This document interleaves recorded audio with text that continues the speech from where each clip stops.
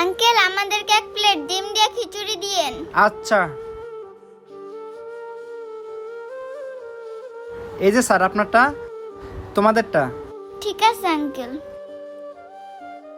নে বোন, আমি তোকে খাওয়াই দিই।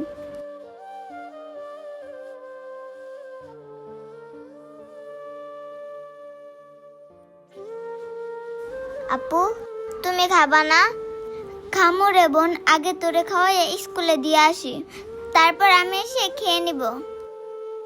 আমি জানি আপু, তুমি পরে আসা খাইবা না, এই টাকাগুলি জমায় আমার জন্য বই কিনা দিবা। পাগল বোনটা মনে হয় বুঝতে পারছে যে আমি না খাইয়া ওর জন্য টাকাটা জমা বই কিনবো। যেভাবে হোক ওকে বুঝাইতে হইব।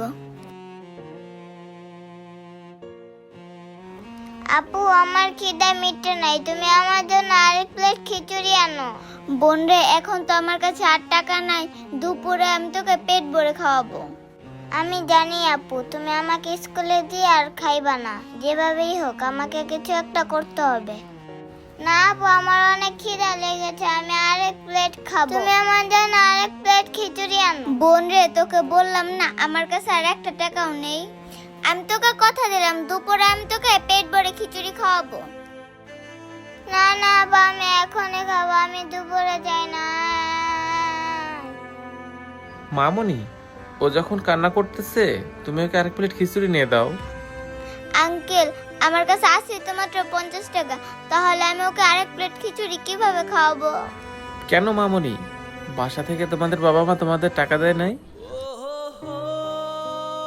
আঙ্কেল, আমাদের বাবা মা এই দুনিয়াতে নেই, আর আমি একটা বাগানে কাজ করি। সকালে পানি দিলে 50 টাকা দেয়, বিকালে পানি দিলে 50 টাকা দেয়।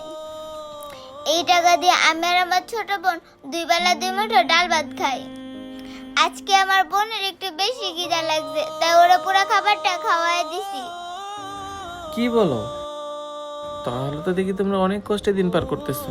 আচ্ছা মামুনি, ও স্কুলে যায়, তুমি স্কুলে যাও না? আঙ্কেল, আমি যদি স্কুলে পড়ি তাহলে তো আমরা 2 বেলা 2 মুঠো ডাল ভাতও খেতে পারবো না।